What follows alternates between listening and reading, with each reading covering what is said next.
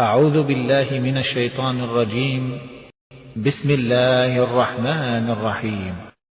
وإذا مس الإنسان الضر دعانا لجنبه أو قاعدا أو قائما فلما كشفنا عنه ضره مر كأن لم يدعنا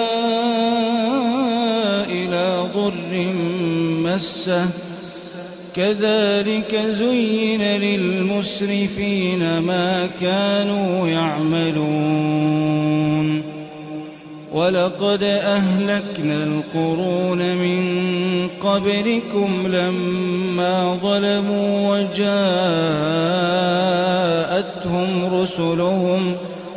وجاءتهم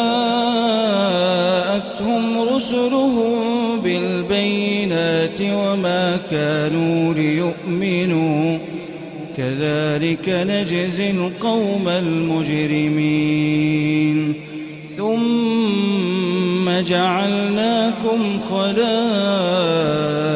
في الأرض من بعدهم لننظر كيف تعملون